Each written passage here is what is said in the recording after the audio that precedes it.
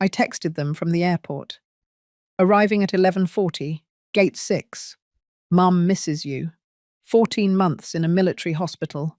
11 surgeries. I made it back. But no one showed up. Not my son. Not even the daughter-in-law I helped raise their kids. I sat alone in my uniform, watching families reunite all around me. Maybe they thought I'd die and stay out of their way forever. But I came home. And what I did next, I never told anyone. Until now. I had pictured it differently. After all the pain, the silence, the sterile walls, and the hollow sound of my own breath in that military hospital, I thought someone would be there. Not with balloons or fanfare. Just a face I knew. A voice that felt like home. Anything human. But all I got was cold air and the wheeze of automatic doors. I had asked for one thing. Just one. I texted it like a mother who still had a place in their lives. Not begging, not dramatic. Just a message. Arriving at 11:40, Gate 6. Mum misses you. That morning, a nurse had wheeled me to the transport van, her eyes soft but unsure. I still had stitches beneath my coat, scars too fresh to press against a seatbelt. 14 months and 11 surgeries. I had learned to move again, not to walk, not anymore, but to balance, to transfer, to exist on wheels. I told her I would be fine from here. I lied. Gate 6 was a blur of greetings, flowers, hugs, squeals, and signs that read, "Welcome home."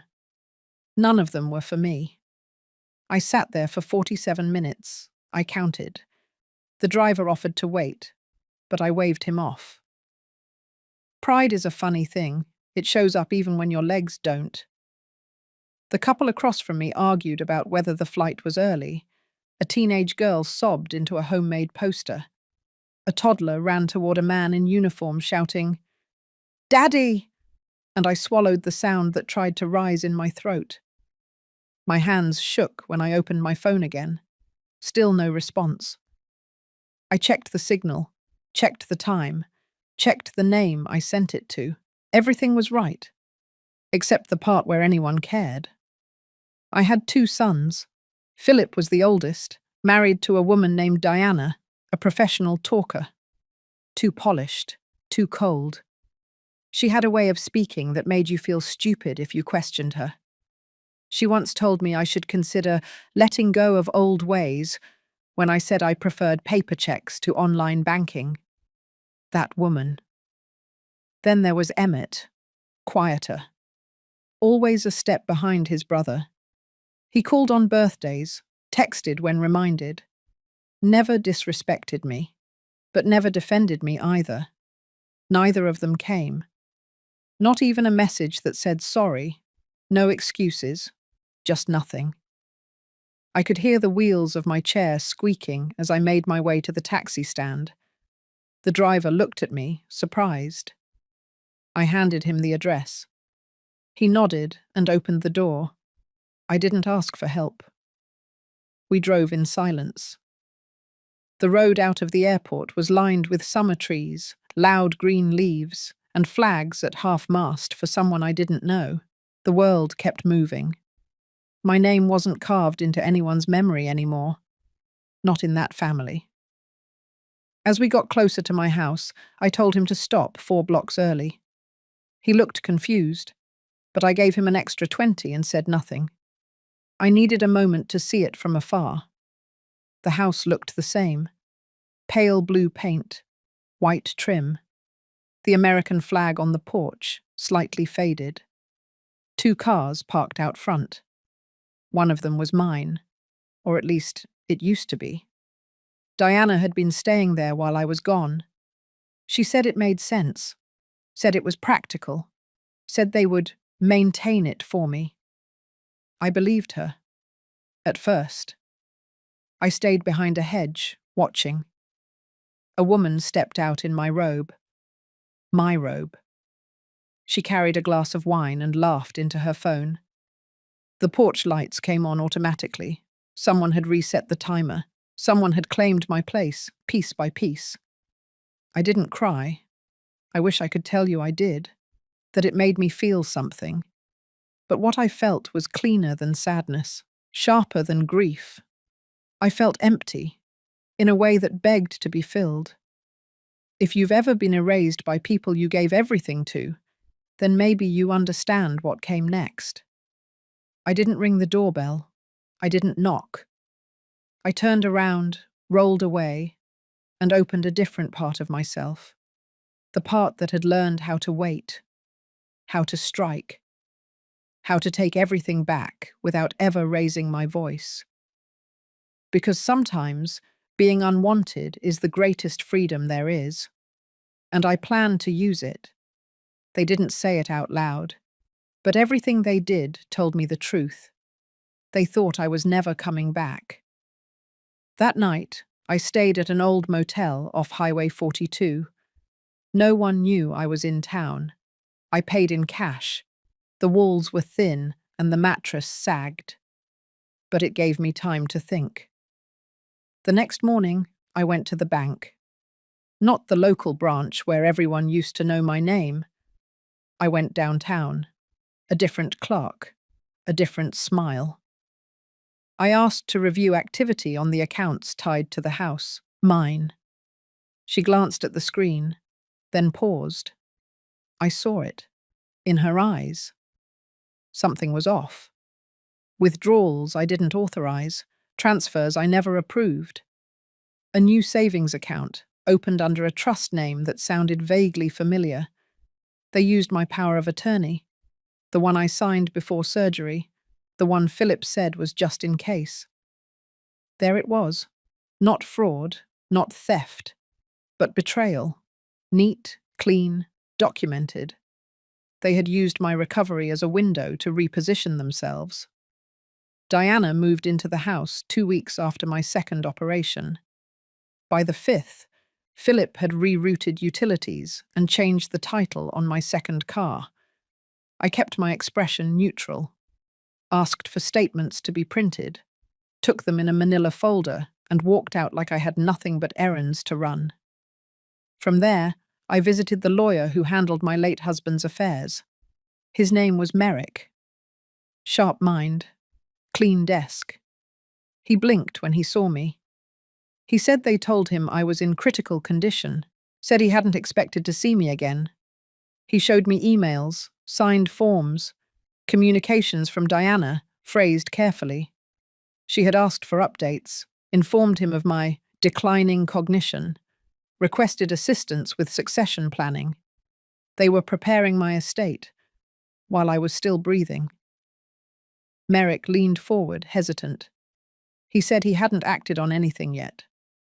Said he was waiting for something more official. But they had been circling, waiting for permission, hoping for silence. That silence was over. I left his office and went straight to the storage unit I had rented years ago after Emmett's wedding. Inside were boxes of paperwork, the deed to my grandmother's cottage in Maine, and a locked tin that held copies of every legal document I ever signed. I sat on a folding chair in the dim light and read through each one, page by page, looking for leverage, looking for my name, looking for what was still mine. By the time I left, the sun had dropped behind the hills. I drove back toward the coast and parked 2 blocks from my house. I watched them again, through shadows, through windows left open in the evening breeze. They laughed. They poured wine. They lived as though the woman who built that life no longer existed. There were children in the house. My grandchildren. I heard one of them call for Diana. Not Mum, but something close enough to twist the knife. The next day, I met with a different lawyer, one I picked myself. Young, fast-talking, efficient. Her name was Clara Scott. She didn't blink when I rolled into her office. She had handled cases like this before. I gave her everything: power of attorney documents, account statements, the trust forms, the messages.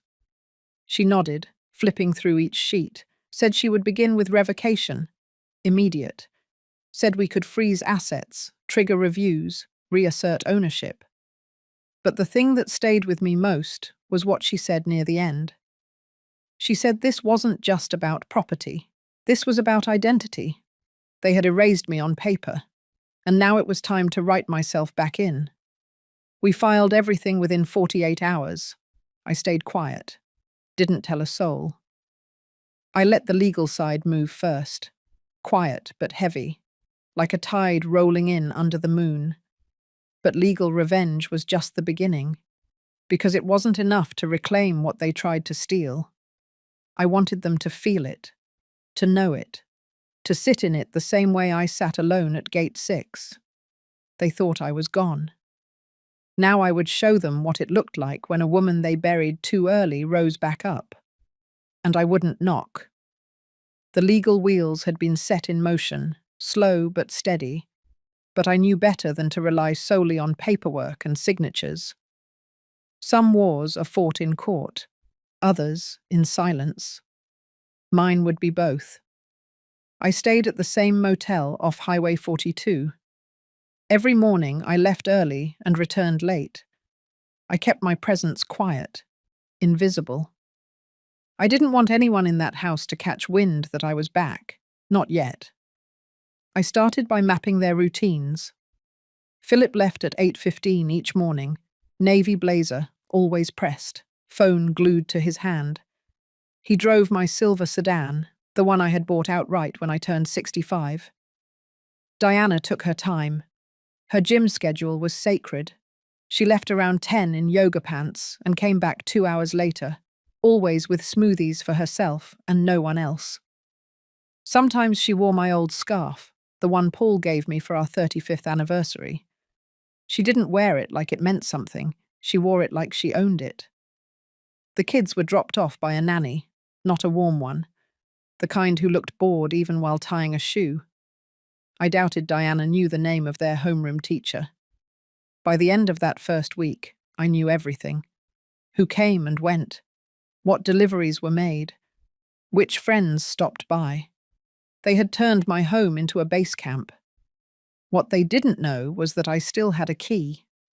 One copy, hidden in the back of an old recipe tin in storage. I used it.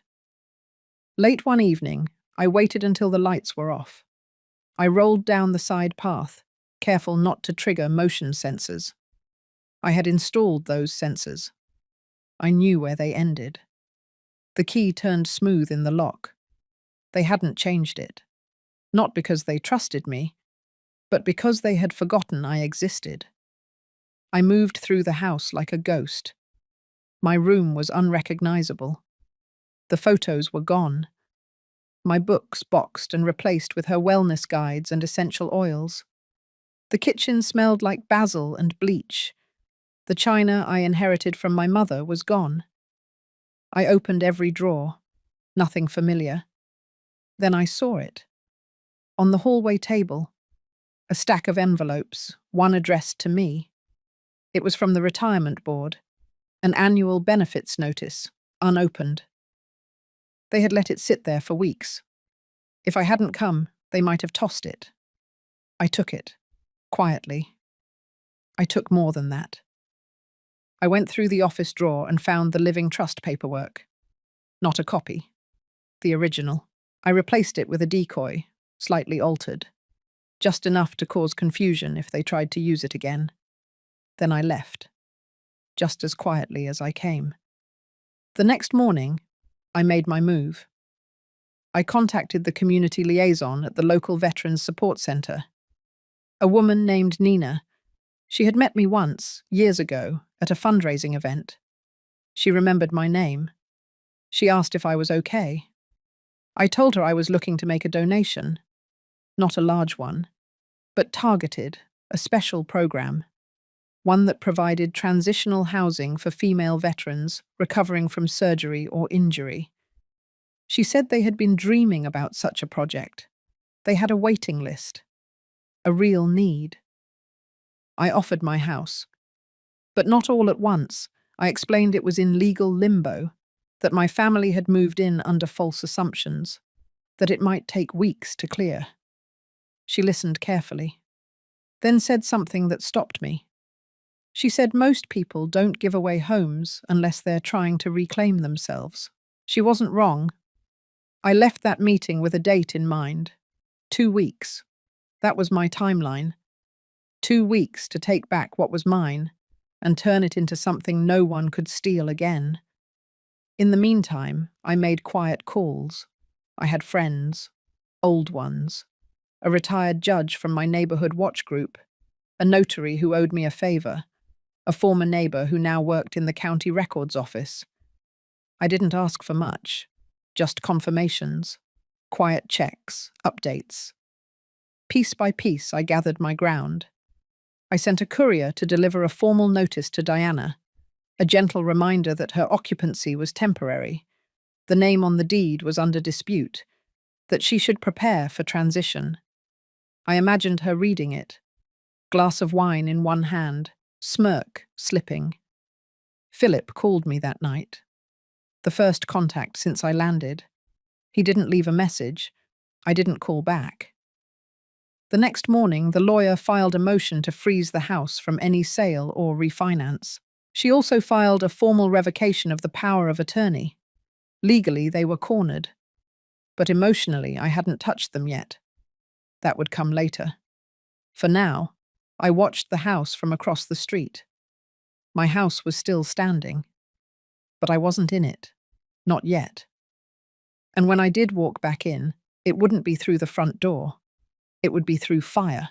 I didn't send out the invitations myself. That would have been too obvious. Instead, I had Nina do it through the Veterans Center's event coordinator under the pretense of a commemorative dinner to honor a small group of long-term donors. That part was true. I had made the donation. What no one knew, certainly not Philip and Diana, was that this dinner was also the final test. A stage. And I wasn't just hosting, I was waiting. It was held at the Woodrow Room in the center of town. Not fancy, but historic. The kind of place that gave dignity to simple things, stone fireplaces, solid oak chairs, a long walnut table dressed in linen with candles flickering in glass holders. It looked nothing like the house I had built and been erased from. I had asked Nina to invite my family under their own names, as plus ones to the event. I wanted them to feel casual, even smug. I wanted them off guard. I wore a navy dress, modest, but tailored. My hair was tied back. I looked like someone's old librarian or a retired school principal. No one would have guessed that underneath all that calm was a woman who had spent 14 months alone in military rehab, healing from 11 surgeries, learning how to walk again with metal where bone used to be. They arrived late. Diana first, then Philip, who always had to make an entrance. I watched their eyes scan the room for familiar faces, trying to place why they had been invited. They didn't see me at first. I had taken a seat near the middle of the table, quietly speaking with a veteran named Rosalind, a woman who'd lost her husband in a roadside bombing overseas. She knew what this dinner really was. Diana's voice cut through the room like perfume that's too strong. She was laughing too loud at something meaningless. Philip nodded at a few guests as if they were staff. It took him 3 minutes to notice me. He froze mid-step. Not dramatic, just a flicker. But I saw it. He wasn't expecting to see my face across that table. I didn't wave. I didn't smile. I just looked. When the host announced that dinner was served, I waited for my moment. It came right after the soup was cleared. The lights dimmed slightly. The event coordinator stood to introduce a speaker, a longtime donor and decorated military widow who had quietly helped launch a new housing initiative for wounded women veterans. My name was said clearly. I stood, and for the first time in over a year, I saw every head turn toward me with respect. I want to thank this community, I began, not for what it gave me, but for what it let me reclaim. After being discarded, forgotten, and replaced, I found myself again through service. And tonight, I want to return something that was never meant to be hoarded. I paused. I turned slightly toward Philip and Diana. I did not name them. I have spent the last few months establishing a legal foundation that will convert a residential property into transitional housing for disabled female veterans. That home, located off Harborview Drive, will no longer be occupied by private interests. The eviction notices will be served tomorrow morning. The deed has been reassigned. The locks will be changed. The legal work is complete. A few gasps fluttered around the room, but I kept my voice calm. Some of you may know the house. It has been my home for over 3 decades. It was taken from me under false pretenses, while I was undergoing life-threatening procedures with no family beside me. That ends now. I sat back down. No applause, just a silence so sharp you could feel it in your teeth. Philip looked like he'd been hit across the face. Diana's mouth opened slightly, but no words came out. Rosalind leaned in and whispered, "That was cleaner than a sniper's shot." After dessert was served, they tried to approach me. Philip was the first. "You set us up," he hissed, low. "I set the record straight," I said. "Everything else you did to yourselves." Diana stepped forward, voice sharper. "You're ruining everything for no reason." I turned toward her. "You sold my husband's watch online. You wore my scarves. You sat at my table and called it your home." "It's not." They left in a storm of angry silence, coats half-buttoned, pride bleeding through every rushed movement. I didn't follow. Instead, I stood once more, thanked the guests again, and made my way out with Rosalind. In the parking lot, I could see Philip and Diana arguing next to my old car. They didn't realize that the registration had already been revoked. The plates would be pulled by morning. Let them drive one last time. Let them feel the wheels turning under a car that wasn't theirs anymore. Let them hold on to the illusion just a little longer, because the next chapter would be worse. I had filed for fraud, perjury, and unauthorized occupancy. The paperwork would hit by Monday. The damage was only beginning. But tonight, I had done what I came to do. I had reclaimed not just a house, but my dignity. And I did it in front of the very people who thought I was too broken to rise again. By the time Monday came, the storm had already begun to move. The eviction notices were served at exactly 7:30 a.m. A uniformed officer handed Philip the envelope while he was standing in the driveway, coffee in hand. I knew because Nina had positioned a volunteer nearby to ensure everything was documented. She texted me 3 words. "It is done." Philip had always taken pride in that house, as if it had been built with his bare hands. Truth was, he had never laid a single brick.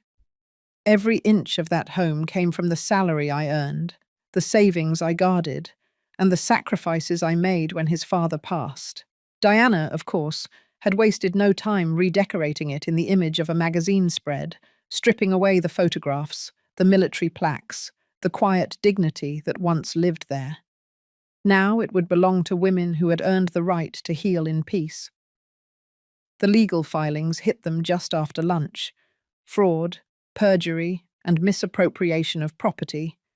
They had used my medical absence as a legal window to transfer documents. But the forged signatures, the lack of power of attorney, and the sudden asset movements had created too many red flags. My attorney, a quiet woman named Frances Wilk, had prepared everything like she was writing the final act of a play. By Tuesday, their accounts were frozen pending investigation. Diana called my old neighbor, sobbing about legal harassment. The neighbor called me. I told her gently that there was no harassment, just accountability. I kept to my schedule. I still went to physical therapy. I still volunteered at the community kitchen. But each day, Another layer of their scheme peeled away under scrutiny. They had taken loans against the property under my name. They had sold personal items in online auctions. They had tried to transfer the vehicle title while I was unconscious in a recovery unit. What they didn't know was that Nina had already collected screenshots. My bank had flagged suspicious logins from their devices. And every time they used one of my old credit cards, they left a trail. By Thursday, the sheriff's department served them a court summons. The hearing would be held the following month. The charges weren't criminal yet, but the civil penalties would be enough to destroy their savings. They had made one mistake too many. But even then, I wasn't done. Because what I wanted most wasn't revenge, it was reckoning. That Friday, I received a message from my grandson. He was 22, college student. Kind boy once, before Diana began whispering poison into his ears. He sent one sentence. "Grandma, I didn't know. I'm sorry. I read it twice, then I deleted it." Some wounds do not heal with apologies. Some require clean removal of everything that infected them. That evening, I sat at my small rented apartment on Laurel Street. Modest, clean, quiet. The heating worked. The faucet didn't leak. I made tea and watched the sunset paint the window orange. I thought about the old house, about the day I carried my husband across that threshold after his final deployment, about the piano that used to sit by the front window, the one I sold quietly a week after I came back because the keys reminded me of laughter I no longer heard.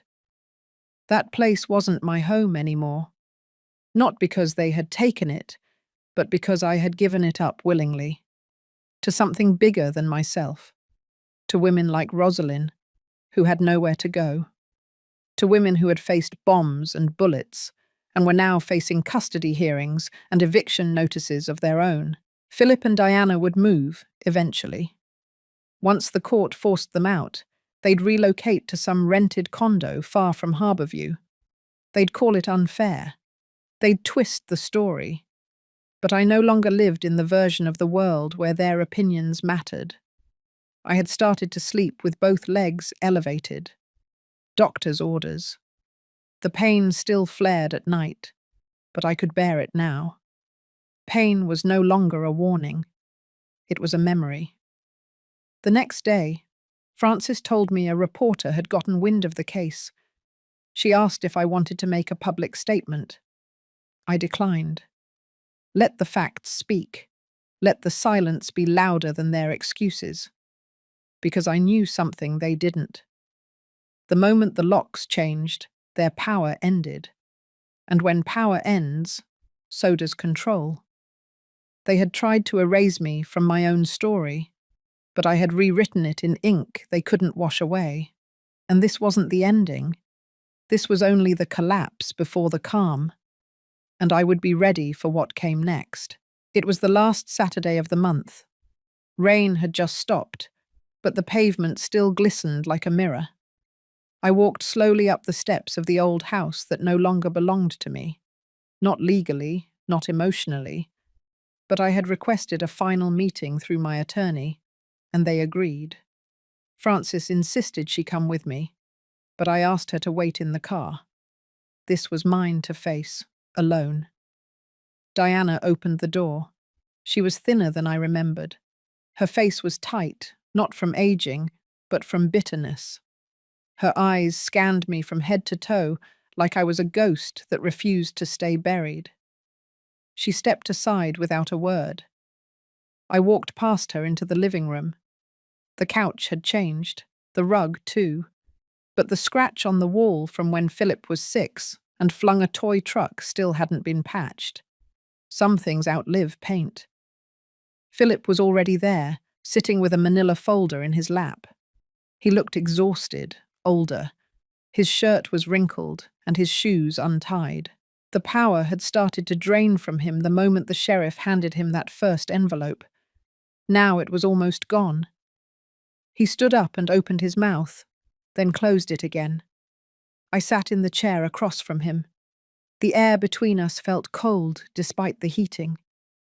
I'm not here to listen, I said, voice steady. I'm here to speak.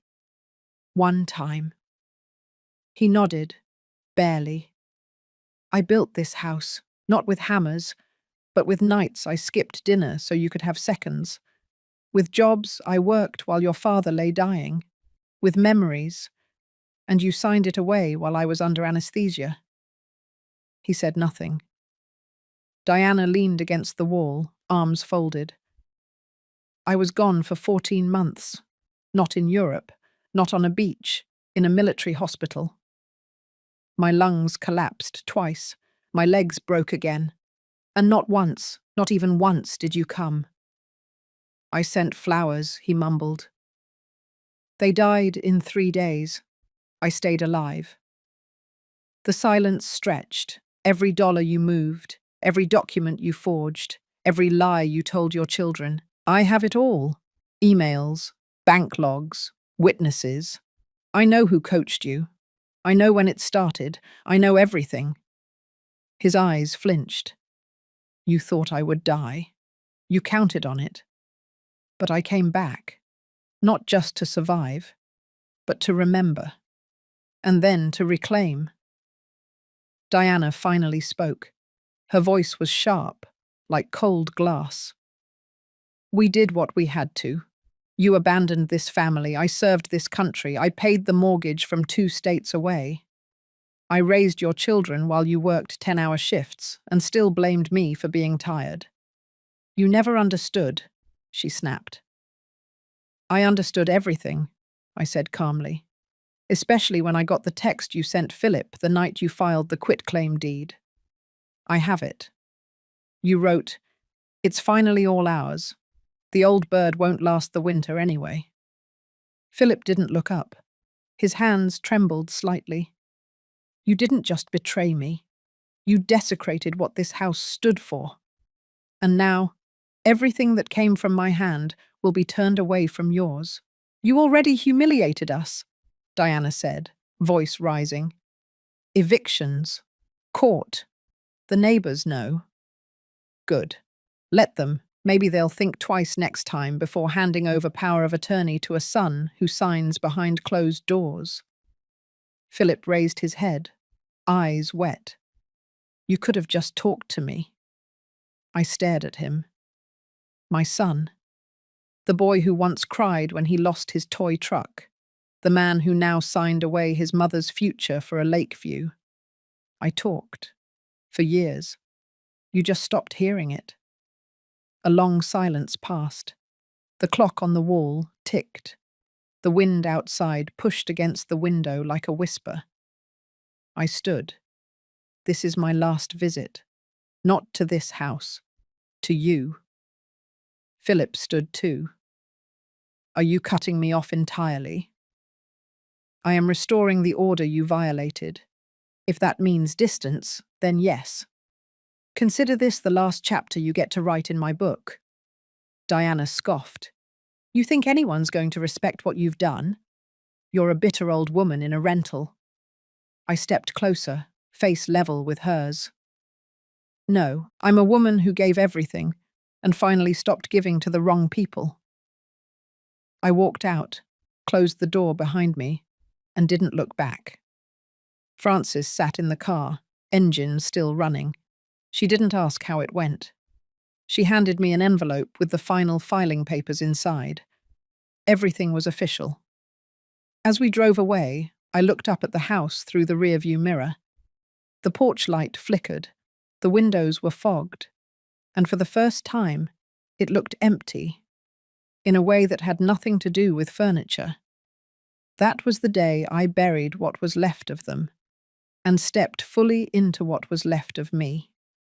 I moved into the small cottage at the edge of Bell Creek, 2 weeks after the confrontation. It used to be the guest house of an artist who died with no heirs. Frances had helped me buy it outright, with no fanfare, no mortgages, no liens, just a title with my name on it and a brass key that felt heavier than it should. It was modest, but it faced the water. Every morning I could hear the soft lap of waves and birds that had no memory of betrayal. It didn't replace the home I lost, but it didn't carry ghosts either. That was a start. The cottage came with a locked storage shed out back. Inside, Francis and I stored every box of documents we'd collected: signed transfers, notarized statements, bank logs, attorney memos. The evidence wasn't just for court, it was for the record, for the truth. But that wasn't what today was about. Today, I was going to visit someone I hadn't spoken to in 23 years. Father Lorenzo ran a small community home on the edge of Pine Ridge. I had volunteered there briefly before Philip left for college. Then life took over. The home now served single mothers, aging women without family, and a few veterans with limited mobility. I brought a donation, a modest one, not flashy, just enough to fund the next 3 months of utilities. But it came with a letter, and that letter was the first piece of a shift I had planned in silence. Over the next 10 days, I visited 4 other centres: one for housing assistance, another for adult education, a third for women navigating probate law without support, and the last, a farm co-op run entirely by widows who had lost pensions to predatory guardians. To each, I gave a version of the same gift: unrestricted funds, offered quietly, with no strings but one requirement: transparency. And to each, I gave a letter. That letter explained what I intended to do with the final portion of my estate. I had spent years preparing, tweaking, and hiding the documents that ensured none of it would fall into the hands of Philip or Diana. What they didn't know was that the properties under dispute weren't the extent of my worth. The brokerage account they thought they cleaned out was only one part of what I had tucked away. I had cash reserves held offshore under a trust name Philip never learned, and I had stock options from a government contract years ago that had finally matured. Altogether, it was just under 2.4 million, not a fortune by billionaire standards, but enough to move lines on the map. Frances helped me file the paperwork. We didn't use her firm. That would leave too much of a trail. Instead, she connected me with a woman named Margot, a former compliance officer who now specialized in one thing: legal disentanglements. Margot didn't flinch when I explained what I needed. She drew up the documents with surgical precision. The new trust was named after my mother, Viola Legacy Fund. She had raised me with 2 aprons and no time. She never owned property, but she never bowed her head either. The fund was designed to activate in stages. The first wave of funding would go public in the coming quarter. Press releases were optional, but I knew they'd be noticed. Frances made sure of that. She had friends in the city who still owed her favours. One blog post from a former editor friend would spread. It didn't need to trend. It just needed to reach one inbox: Philip's. By the end of the 3rd week, a soft buzz had already begun in a few non-profit newsletters. Former military widow launches trust to support vulnerable women. Quiet donor reverses inheritance plan to empower communities. I didn't read them all, just enough to feel the ripple. Then the call came. Frances picked up. She put it on speaker. It was Diana. Her voice was taut, angry, too sharp to be curious. She said she'd seen something online, asked if it was me, asked where the money came from. She made assumptions. Frances didn't answer. She only said that all questions could be directed to legal counsel. 2 days later, Philip called. I didn't pick up. I let him leave a message. He didn't yell. He didn't beg. He just said my name 3 times, each one quieter than the last. They were beginning to understand. This wasn't just about reclaiming a house. This was about rewriting what family meant. Not a hierarchy, not blood, but who shows up, Who answers when you're at gate 6 at 11:40 after 14 months in a military ward? Who doesn't flinch when your body carries metal where bone used to be? I wrote one more letter that week. A short one. No legal jargon. Just a handwritten note to the Board of Trustees overseeing the fund. It said, "Make sure no woman has to plead for her worth to be recognized. And if she must fight, make sure she has sharper weapons than silence." By the end of the month, my name was listed as the sole founder. The family line had been cut. The legacy had been redirected. And somewhere in the fog of everything they lost, I hoped Philip would finally see it. This wasn't punishment. It was revelation. Not everything that dies becomes dirt. Some things become seeds. And I had just begun planting. It started with a headline: "Local hero turns tragedy into triumph." Below it was a photo of me standing beside a small wooden sign that read, "Viola House." I had forgotten the camera crews that came the day we opened the doors. I never expected they would air it during the morning broadcast. But they did. By 10 a.m., my inbox was filled with messages from people I didn't know. Strangers, women, grandmothers, single mothers, veterans, survivors. They thanked me. They asked to volunteer. They offered supplies, donations, stories. I read every single one, and for the first time in a long time, I felt like something inside me had finally returned to life. At 10:37, the phone rang. It was Melanie. I didn't answer. At 10:40, 3 emails came in from Grady's law firm. One was marked urgent, one was labelled retract, and the third was a long-winded, shaky attempt at negotiation. They wanted a statement clarifying that the house and assets used for Viola House were not related to any previous disputes. They called it a misunderstanding. They offered to withdraw all claims and settle things privately. They said we could make it all go away. I read their words like I was skimming an ad for a broken appliance. Unfeeling, disconnected, uninterested. They knew. That was all that mattered. By noon, there were reporters on my street. They weren't aggressive. They didn't even knock. They just filmed the exterior of Viola House and left flowers on the steps. A bouquet of wild violets tied with twine sat by the door. A note said, "For the one who stood back up." That evening, a local news segment aired.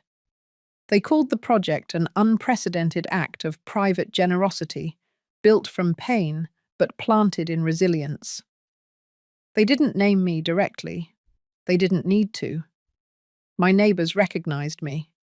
People from church, from the library, from the park.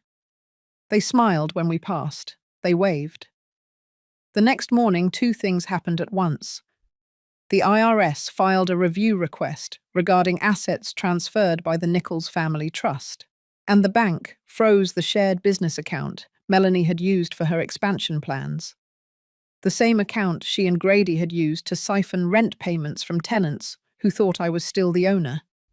Apparently, someone had filed an anonymous complaint. I sat on my porch with my coffee, watching bluebirds flit through the garden. The sunlight hit my hands. They looked older than I remembered. Softer somehow, and steadier. Melanie showed up at noon. She didn't knock. She stood at the edge of the walkway, arms folded, jaw locked tight. Her hair wasn't styled. Her blazer looked slept in. She didn't call my name. She didn't even step on the first stone. I waited, sipped, said nothing. She left. By the end of the week, the non-profit's official website had received over 50,000 visits. Viola House had a waiting list. The local university offered legal support and counseling interns. A local grocer donated fresh produce every Monday. A retired nurse stopped by with medical supplies. I kept my routine. I cleaned. I took calls. I attended the monthly veteran support group. But I didn't speak about my family. Not in public. not even when they tried to twist the story. Because then came the article. An anonymous source leaked details about the trust transfer and attempted asset manipulation. Grady's name was in bold. Melanie's was in italics. Phrases like breach of fiduciary duty and intent to defraud were tossed around. Lawyers from their end called it character assassination, but it didn't matter. The court ordered an audit. What followed was a slow, public unravelling. Melanie stepped down from her board position at the Business League. Grady was seen less and less in town. Neighbours stopped calling.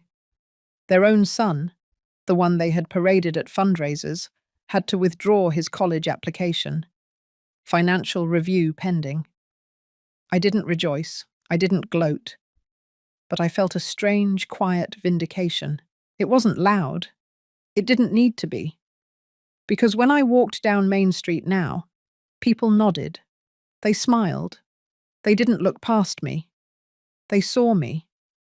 And for once, my story wasn't just something whispered behind closed doors.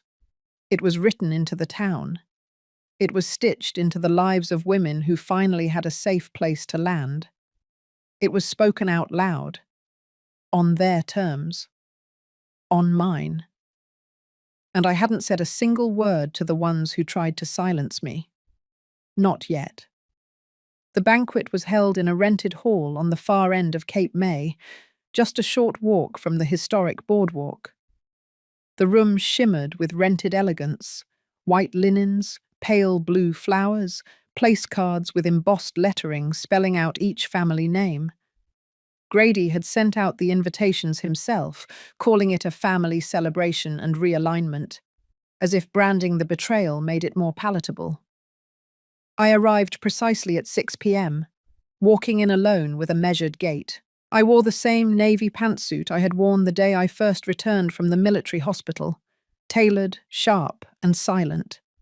Heads turned, whispers followed. But no one said a word. At the center of the room was a long table draped in silk, adorned with crystal decanters and place settings arranged with surgical precision. Grady stood at the head, a champagne flute already in hand, next to Melanie, who wore an ivory sheath dress that looked too tight for comfort. Their smiles froze the moment they saw me. He raised his voice slightly, trying to keep the energy light. He called it a new beginning for the family, said how sometimes people get caught up in old narratives and lose sight of what matters, said he was proud of what we had all built together. He gestured toward the future, the legacy, the estate. Then he called my name. I stepped forward slowly. I did not speak into the microphone. I did not raise my voice. I simply placed a cream-colored envelope on the table, facing him, and said calmly, "This is the irrevocable donation statement transferring all my remaining real estate holdings, including the Cape House, to the Viola Foundation. Effective noon today." There was a pause. Then Melanie made a sound, somewhere between a choke and a scoff. Grady leaned forward, brows tight. I kept my eyes on him. It includes the title, deed, and grant certification. The Board of Trustees has already assumed possession. There is no reversal clause. There is no executor challenge. And since the property was solely in my name, there are no other claimants. The room stood still. No one chewed. No one sipped. The illusion of civility hung like a curtain about to fall. I continued. There will be no inheritance battle, no backdoor contest. The vehicles have also been auctioned, the funds reallocated. I paused. The only sound was the quiet hum of the air vents. And then I added, "That leaves nothing." Grady's fingers curled at his sides. Melanie's cheeks burned red. She leaned in to whisper something to him, but I had already turned. I walked to the corner of the room, where a small easel held a blown-up check. It displayed the amount, $2,403,000, made payable to the Viola Foundation. Below it, The signature line read, "My full name." I placed a framed photograph beside it. Me, in uniform. On the first day I enlisted. Then I faced the room. This is what I leave behind.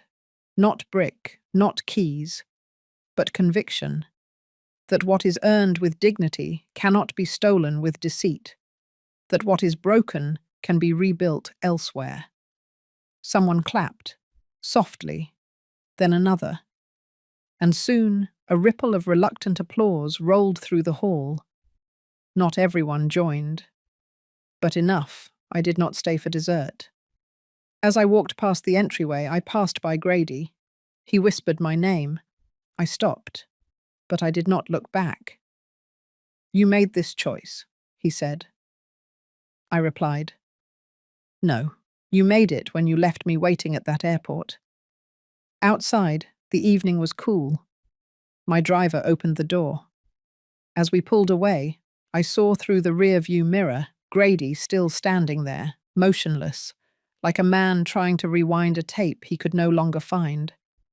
The sea roared in the distance, and I let it. It rained the morning after the party, not the kind of rain that sweeps in with thunder and drama, just a quiet, steady drizzle, like the sky letting go of what it had been holding too long. I sat at the small table by the kitchen window of my cottage, a mug of tea warming my hands, watching the trees drip slowly. There was no music, no TV humming, only the sound of water and the quiet crackle of the fireplace behind me. For the first time in a long while, my house felt like mine again, not a place of strategy or planning, just stillness. I hadn't heard from Grady, not since that night, and I didn't expect to, not yet. He wouldn't know what to say. When people lose power, they go silent. That silence is never out of respect. It is confusion, rage searching for a new weapon. But I had taken the last one from him. I knew that silence well. Years ago, I used to sit beside my husband in this same room and wonder why the quiet felt so sharp. Now I knew. It was the sound of people deciding who they would become without you. I wasn't lonely, just clean. In the mail that day was a simple envelope, no return address, no markings. Inside, a single folded sheet of lined notebook paper. The handwriting was uneven, rushed, but I recognized it instantly. Viola. I opened it with care. Her words were few. "I saw what you did. It gave me the courage to leave. Thank you." That was all. No apology, no over-explaining, just a declaration of movement. And for the first time, the weight behind my ribs shifted. She left. Not because I forced her, or warned her, or pleaded, but because something in her changed, something I couldn't do for her. Only she could do that. I laid the note beside my tea and smiled. Later that afternoon, I returned to the beach house. I hadn't stepped back there since I handed the keys to the foundation director. But I had one more thing to do. The floors were clean. The air smelled of fresh paint and citrus. The light fixtures I had chosen decades ago still hung above the hallway like quiet sentinels. In the living room, beside the empty fireplace, stood a woman. Diana Kane. She was the foundation's new coordinator. Mid-40s, sharp but gentle. She had once served in logistics in the Navy. Now she worked to help women with nowhere to go. She didn't greet me with formality or small talk. She said softly, "The first 2 residents moved in this morning, one's from Tampa. The other came straight from discharge." I nodded. The walls are strong, and the ocean's good for healing. "So are you," she said, then handed me a small frame. It was a photo, one I didn't recognize. Me in uniform, standing alone in front of a cargo plane, probably in my 30s. My smile was tired, but upright. We found it in the archive. Thought you should see what strength looks like. I took the photo home and placed it beside my father's watch. That night, I slept without waking. For the next few days, there were messages from local veterans, from journalists, from women who said they were afraid to take the first step. I didn't answer most of them. Not yet. I needed the quiet a bit longer. On the 5th day, Melanie called. I let it ring. She left a voicemail. Her voice was brittle, more like herself than she probably realized. They froze our joint accounts. I can't pay the mortgage. You need to talk to the lawyer. Please, no anger, no entitlement, just desperation. I poured myself another cup of tea. She called again 2 hours later. Then Grady. His message was only 2 words. You win. But there had never been a game, only a test of who I would become when the people I loved forgot who I was. I spent the evening writing letters, not to them, to myself. I wrote about the cold hallways of the military hospital, about the nights I stared at the ceiling counting stitches, about the moment I saw Grady's name on the document transferring my second car to his name, without permission. And then I burned the letters one by one. Ashes curled upward into the fireplace. Not a trace of bitterness. Just release. At dawn, I walked to the dock behind my cottage. The lake was still. Fog hovered over the water like a curtain. I sat at the edge of the dock, toes barely touching the wood, and let the sun rise without interruption. No one asked me to explain. No one interrupted.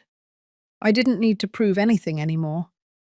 And when the fog lifted, the horizon looked like possibility.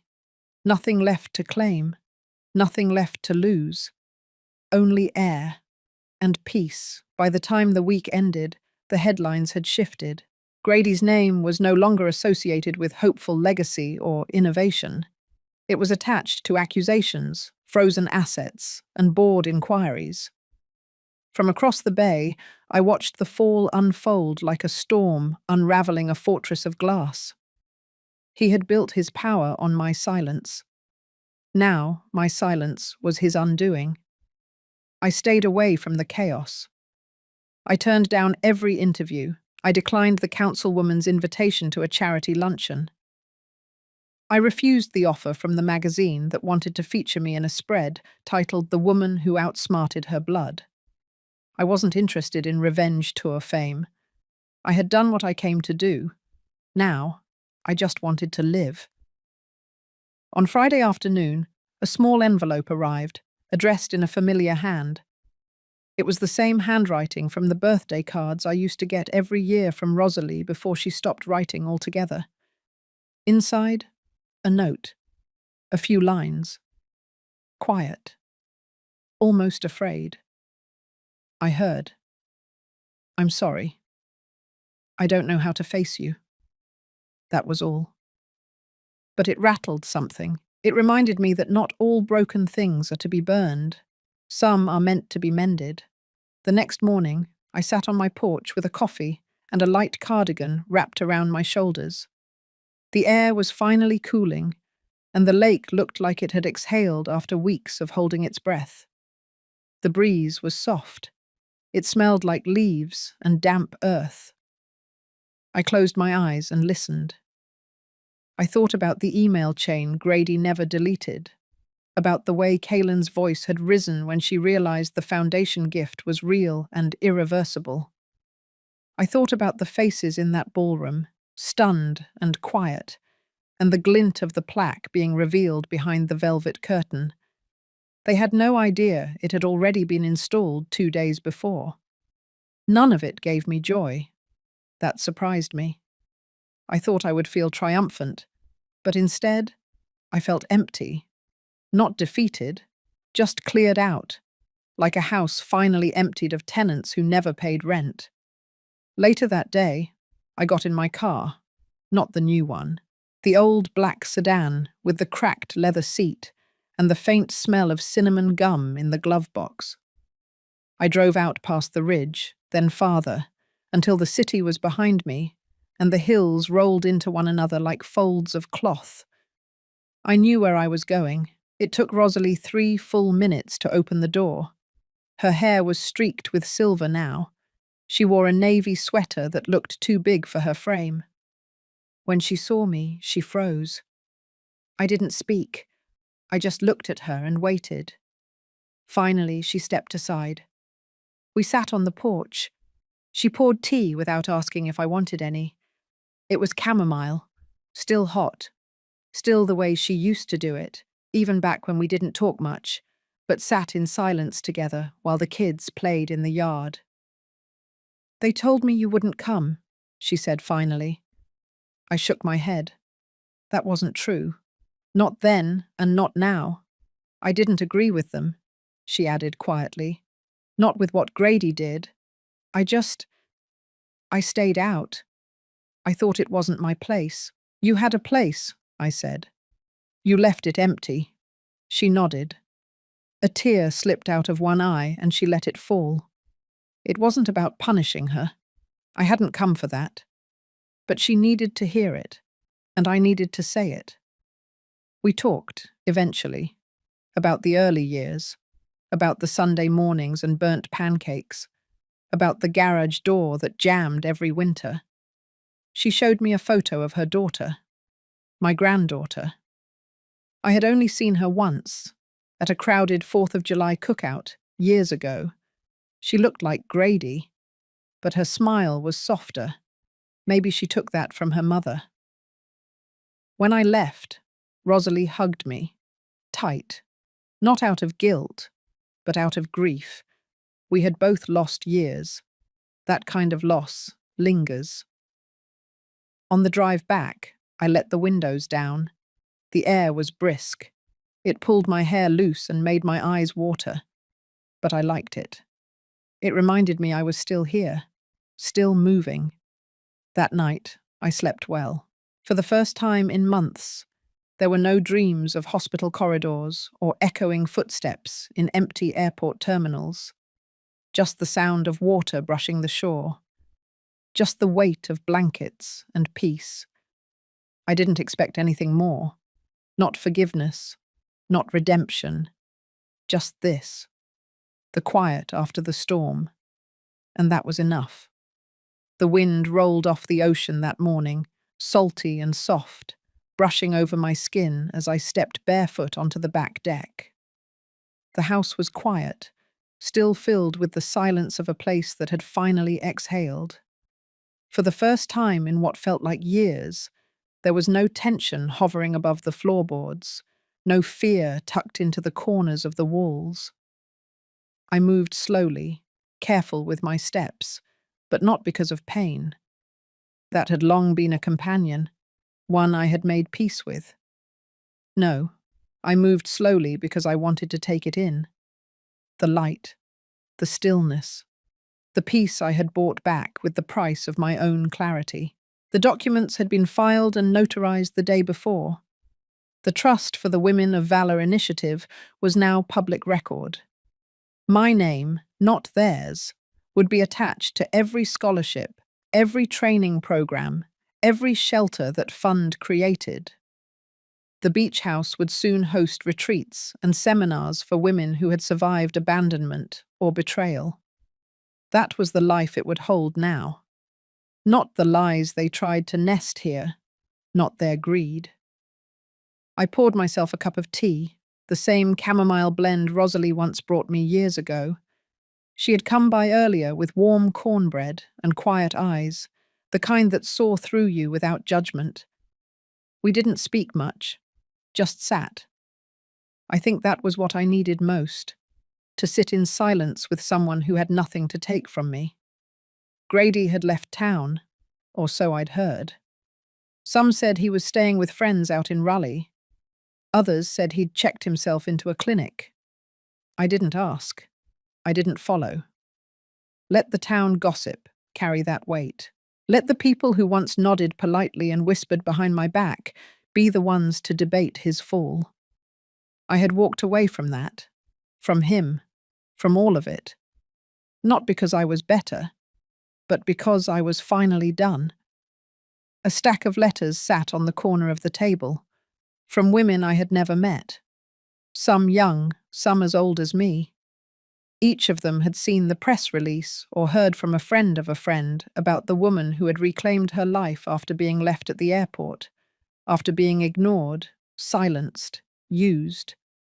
Each of them saw a piece of themselves in my story, and somehow, in their words, I saw a mirror of my own courage reflected back. I hadn't planned for this. I hadn't expected to become anything more than a grandmother with a bruised heart and a stubborn will. But the thing about walking through fire is, sometimes, other women gather near the light, and then they begin to walk too. The sun shifted higher, painting a warm trail across the wooden slats of the deck. I sat back in the chair, the same one Grady once mocked me for keeping. Said it was too old, too wobbly, not worth the space. I smiled. It still held me, solid, unbothered. Somewhere in the distance, kids were playing.